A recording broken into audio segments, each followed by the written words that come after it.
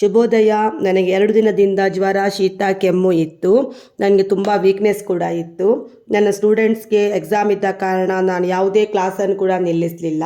ಮೊದಲನೇ ದಿನ ನಾನು ಅನ್ನ ಮತ್ತು ಬಿರಿಂಡ ಸಾರನ್ನು ಮಾತ್ರ ಮಾಡಿದೆ. ಸ್ವಲ್ಪ ಬಿರಿಂಡವನ್ನು ತೊಳೆದು ಅರ್ಧ ಗಂಟೆ ನೀರಿನಲ್ಲಿ ನೆನೆ ಹಾಕಬೇಕು. ಅದರ ನಂತರ ಅದೇ ನೀರಿನಿಂದ ಅದನ್ನು ಬೇಯಿಸಬೇಕು. ನಂತರ ಅದನ್ನು ಒಂದು ಬೇರೆ ಪಾತ್ರೆಗೆ ಸೋಸಿ ಸ್ವಲ್ಪ ಕಾಯಿ ಮೆಣಸು, ಬೆಲ್ಲ, ಉಪ್ಪು, ಬೇಕಾದಷ್ಟು ನೀರು ಹಾಕಿ ಕುದಿಸಬೇಕು. ನಂತರ ತುಪ್ಪದಲ್ಲಿ ಬೆಳ್ಳುಳ್ಳಿ, ಜೀರಿಗೆ, ಒಣಗಿದ ಮೆಣಸು ಹಾಕಿ ಒಗ್ಗರಣೆ ಹಾಕಬೇಕು.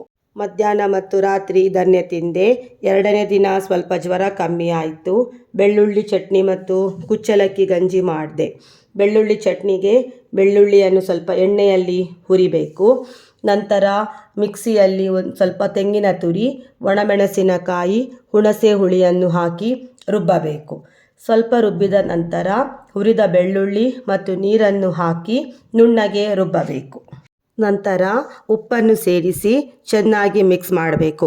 ಈ ಚಟ್ನಿಯನ್ನು ಫ್ರಿಜ್ನಲ್ಲಿ 3-4 ದಿನಗಳವರೆಗೆ ಇಟ್ಟು ಉಪಯೋಗಿಸಬಹುದು. ದಯವಿಟ್ಟು ನನ್ನ ಚಾನಲನ್ನು ಸಬ್ಸ್ಕ್ರೈಬ್ ಮಾಡಿ. ಧನ್ಯವಾದಗಳು.